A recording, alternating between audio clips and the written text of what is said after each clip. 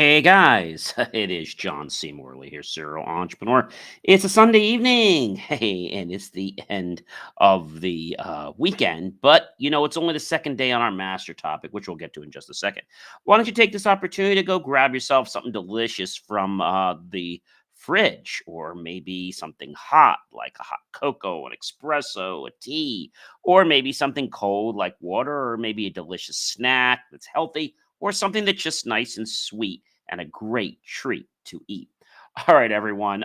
We are on the master topic of how to prepare for opportunities, Series 3, Show 52. And we'll get into what the granulars in just a moment. So, welcome everyone to Inspirations for Your Life podcast. I am your host. Yes, I am. John C. Morley, serial entrepreneur, and I'm also a podcast coach. And if you're looking to elevate your personal and professional life, well, you've come to the right place.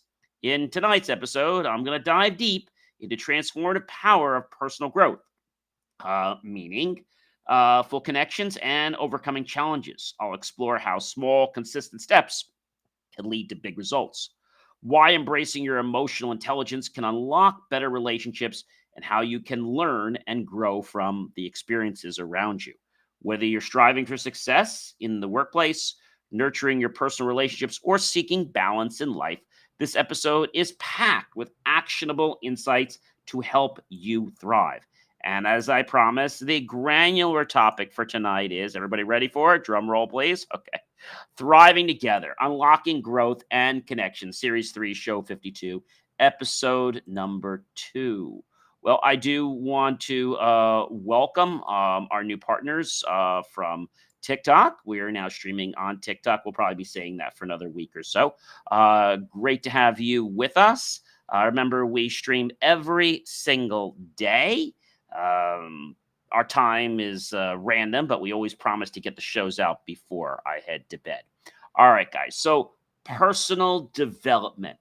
So, personal development as a lifelong journey.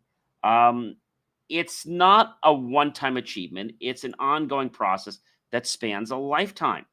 It's about constantly evolving, embracing new learning experiences, and improving both personally and professionally. Each step of growth opens up to new opportunities, and embracing the journey ensures you stay adaptable and resilient. Yes, able to bounce back. No matter what challenges arise, think of it as planting seeds of change and nurturing them over time. We don't just enjoy the beauty of a tree, right? We have to understand that we first have to nurture something. And when we nurture something, then we can deal with all the benefits that come from it later on in life. So that is a really, really cool thing to understand. And again, welcome everyone. Welcome, welcome, welcome. So, the next important thing when we think about, this whole concept of thriving together, and as I said to you before, we were talking about, unlocking growth and connections. I want to dive into something that's really important as well, and that's the power of building connections. So humans thrive on connections by building a network. Okay, this is important. Um, of supportive, like-minded individuals, you create a foundation of what? For growth, learning, and success.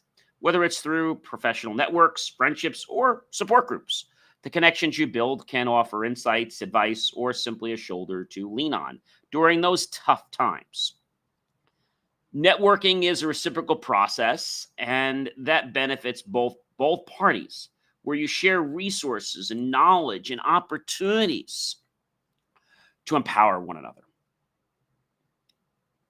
When some people go to a networking function, they think it's about how many cards they get. It's not. It's about how many quality, meaningful connections that you built and are going to potentially follow up on. That's a very, very important thing.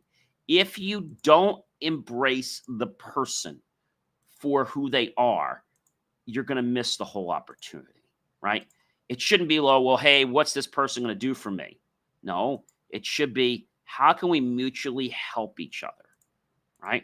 How can I get to know this person, right?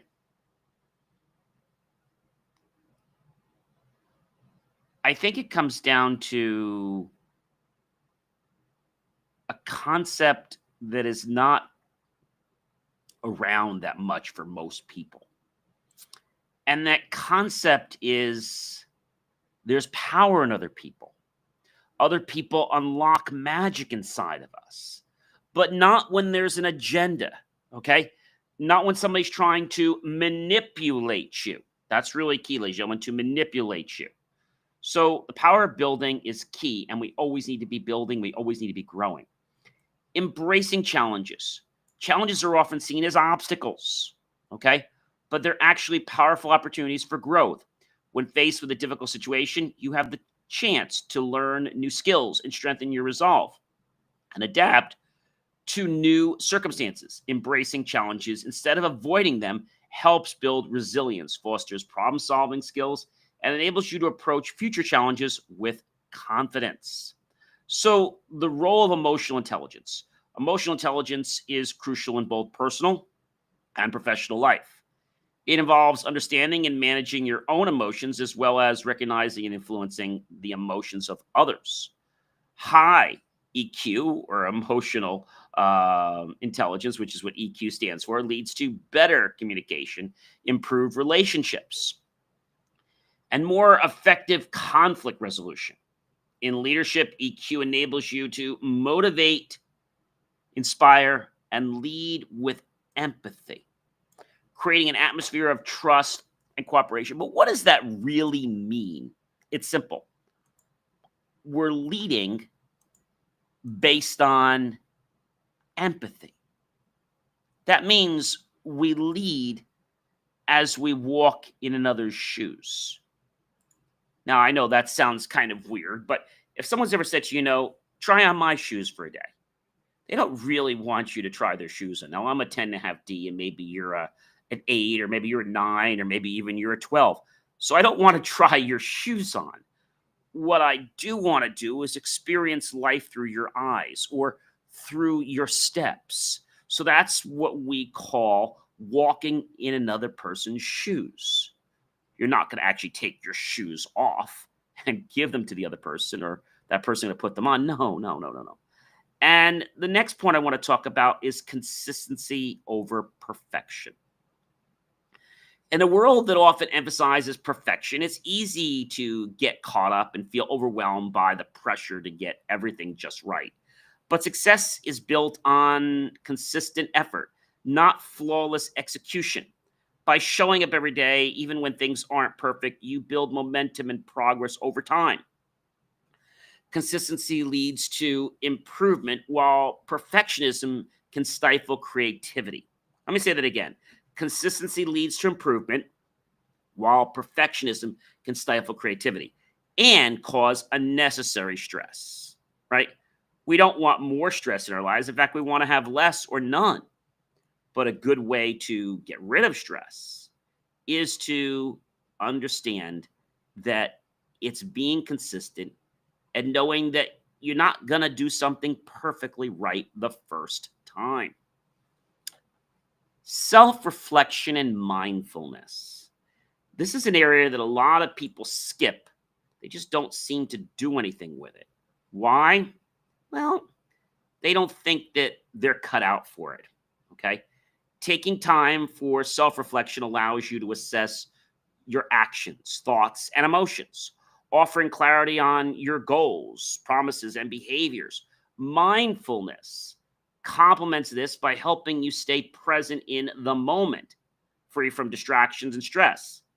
Together, they cause this great culmination to promote a deeper understanding of yourself and a more focused approach to achieving your personal and professional objectives.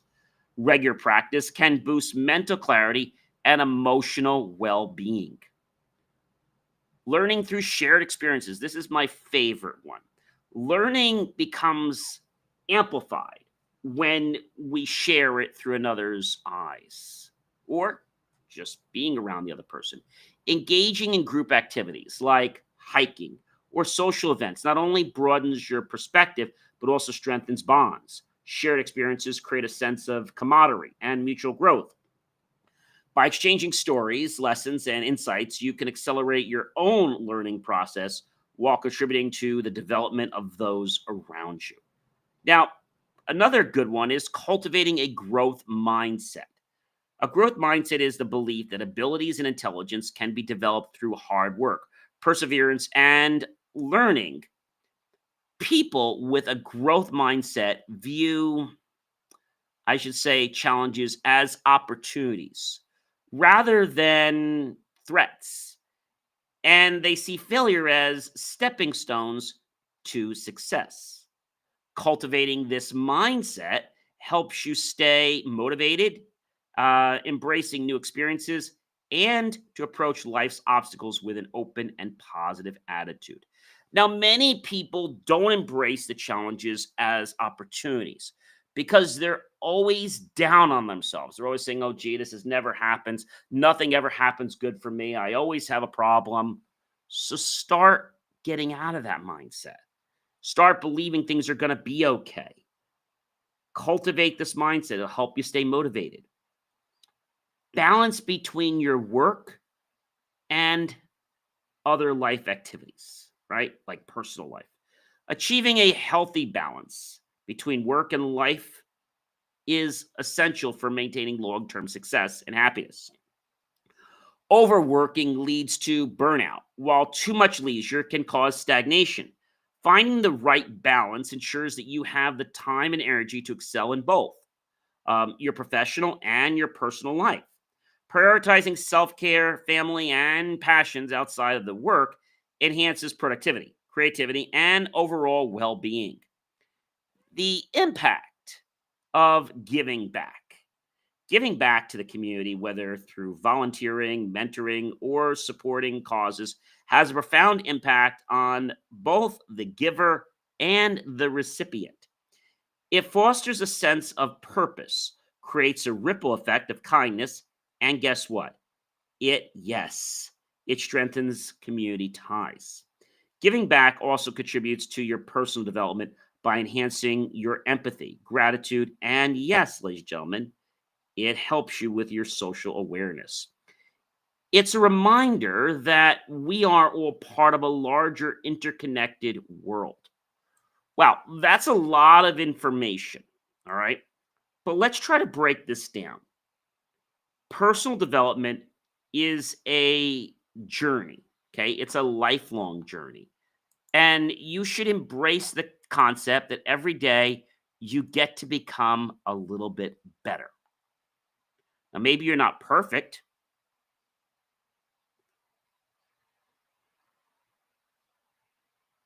I think when people understand this, they grow. They grow because they start to understand that there is more to what they're doing. People start to realize that life is not about others 99% of the time. It's about you and how you fit into those other people's lives.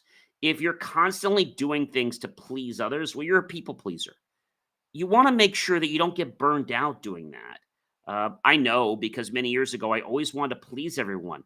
But at the end of the day, when did John get pleased? So I had to realize that that's not a good recipe for success. So you've got to understand that you need to balance that out. Okay. When you understand that growth is a journey and that you plant seeds every single day of your life, and when they sprout, you enjoy the harvest. But you can't enjoy a harvest if you don't plant seeds first. That could be with new business relationships, new personal relationships, right? Even knowledge. Knowledge comes to those who work at it. Understanding connections, right? Whether we're talking about a connection that could be romantic or could be not romantic, or we're talking about a connection that's at work and we're trying to understand something better. Connections also help us because when we have those tough times, we have someone to lean on. Okay.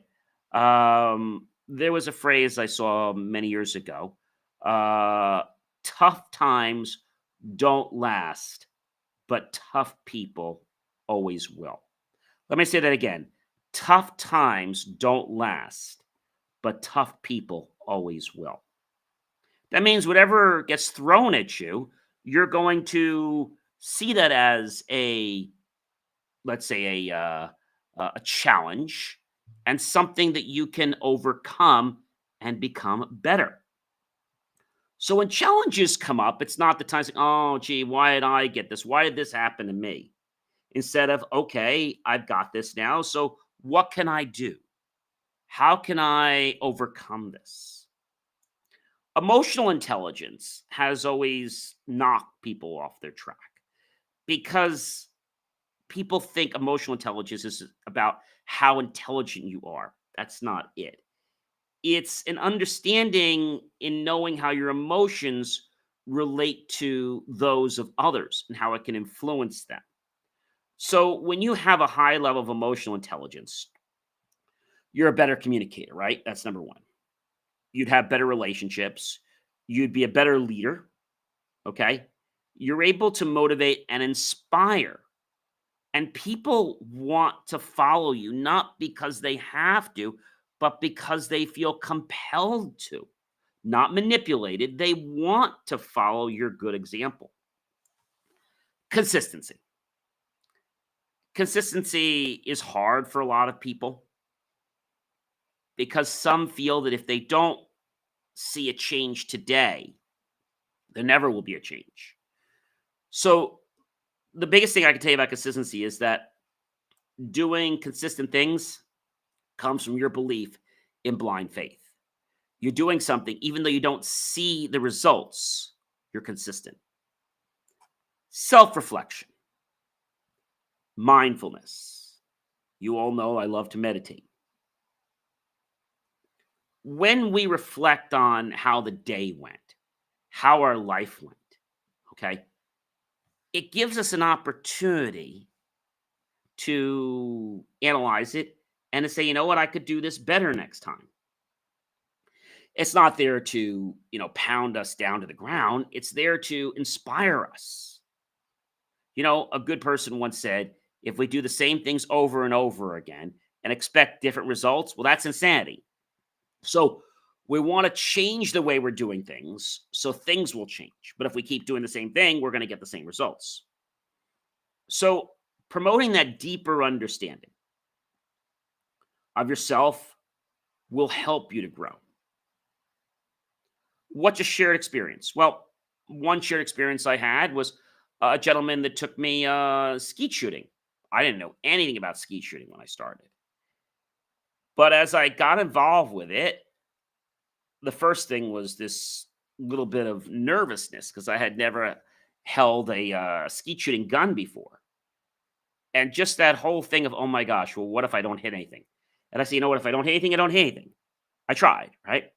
And the first time, I think out of 25 or 50 tries, I hit one clay pigeon, which is basically a clay pigeon is this disc, and you shoot at the clay pigeon in skeet shooting. And so I think understanding the connection, okay? You might say, "But John, what is?" I know a lot of you are saying this, John. What is a clay pigeon? And no, it's not a real pigeon. Okay, um, it's the best way to explain this to you is it's made of clay, um, and so it's almost like a puck. Okay, that's what you kind of describe it as. And so and this puck is like a disc, if you will. Okay. And so this disc gets fired. Okay. When you yell pull, they release a clay pigeon. Okay. And so they've been used by shotgunners and hunters learning how to shoot, practice, and brush up their skills for years. Um, the thing about this is that um, people always want to know, are clay pigeons biodegradable? So they're clay based items created especially for the shooting range or shooting practice. They are catapulted or thrown into the air and you aim at them, right? Being a hunter or a shooter. And therefore, this material is not too strong. So the small pellets from a gun can easily shatter them. Okay. Uh, Clay pigeons are made of petroleum pitch, is a suitable substitute for coal tar pitch. Um, and it has a high carbon content, making it a preferable option to other methods. The conventional clay pigeon is made from petroleum based pitch and 60 to 80% milled limestone. The presence of petroleum makes this the less sustainable option compared to newer clay pigeons. In addition, petroleum products are renowned for their ability to have the poison of biodiversity, especially when they have undergone some manufacturing stages. So, clay pigeons are also made from materials like heavy spar, calcium, biocarbonate, plaster, and fly ash. And this is a step from the traditional clay pigeons, but it isn't the most sustainable either. So, the question is, are clay pigeons biodegradable? So right now they're not, but they're working on creating a clay pigeon that will be biodegradable. The traditional clay pigeon is made from the limestone, as I said, the petroleum pitch, and petroleum products don't break down like organic matter. A clay pigeon is also painted, and paint molecules don't biodegrade easier. So there's lots of issues, but I think what I want to share here is that a clay pigeon, in this example, I knew nothing about skeet shooting. So my friend took me to the skeet shooting place, and I was petrified at doing this, but I just, kept having faith. I just, did it step by step. I just did it nice and slow. And the first part about how to shoot is you have to take the gun and you got to put it next to your face. Now, that was a little nerve wracking. So if you don't have the gun exactly to your face correctly and it's not flush, your face is not going to ride with the gun. If the gun is, let's say, like here, and you hit it, it's going to bump your face. If you keep it flat and you ride with the gun, then it's not going to cause any harm to you because you're going to go with the gun. So that's a very important thing. And so after we went skeet shooting the first time, um, it was fun, but we created a bonding experience. Now, we were already friends, but this experience allowed us to talk about, what it was like for me. And then him sharing the fact that, when he went shooting the first time, he couldn't even hold the gun. So when I was having some challenges and talking about how it was hard for me, it's like, John, that was nothing. You should have seen how I was when I went to my first skeet shooting range, over 5, 6 years ago. I could barely hold a gun. And so that made me feel a little more comfortable. And so what happened there? He shared a vulnerability. I shared a vulnerability. And that was a pretty cool thing. So when you have a chance to do something with someone else, do it. And you're definitely going to be amazed at what you learned and the new relationship that you probably enhance forward. So a growth mindset is something that you don't just get. You have to want a growth mindset. And you have to understand that the balance of things you do between work and life has to be that way. You always need to take your breaks. That is very, very key. And so giving back makes us feel good. It raises the dopamine inside our brain, our body. And it allows us to celebrate that moment of gratitude, not just for us, but for people that receive the gift. Now, we do something at our church called the giving tree. About a week or two, I placed my item. I think it was due back by the 16th. So it was, that was last week. So I think it was on the 15th that I actually brought the item back, which is 2 gift cards, and putting them under the tree. And just knowing that my gift is going to help put a smile on someone's face this Christmas season. Now, it doesn't matter how much you spend. The thought is really what it's about. Also, another thing I want to tell you about gratitude. So many of you know I like to bake and do culinary.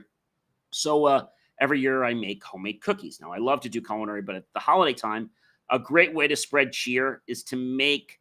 I make spritz cookies. I make oatmeal cookies, peanut butter cookies, chocolate chip cookies, and peanut butter blossom cookies. That's basically a kind of a peanut butter base, but not exactly. It's not as peanut buttery as the peanut butter cookie. And then when it comes out of the oven, you have to take a Hershey Kiss and just push it right on there and then take it off the plate and get onto somewhere where it can be cool. So I think understanding new things is a great way. And I think if we can embrace things in life, I think there can be so much potential for us and for others. So when you get an opportunity to learn something, ladies and gentlemen, definitely go learn it, because that could make the difference to whether you're going to be exposed to something. And all because of my friend explaining to me that I was able to do something. And he said to me, yes, I know you can do it. That motivated me to go skeet shooting with him. And also, he was very supportive. And then there was somebody there helping us, because they always give you a guide to basically make sure that you know how to do everything. So when you're going to do something in life, if you're on the fence about it, try it, because you might like it. It might just be your apprehensions or your fear, which is just false evidence appearing real. So I hope that this has been inspiring for you. My name's John C. Morley, serial entrepreneur. Remember, believemeachieve.com. Thank you so much for loving, and supporting all my great content. And ladies and gentlemen, I'm going to see you guys tomorrow with a brand new episode. Take care, everyone.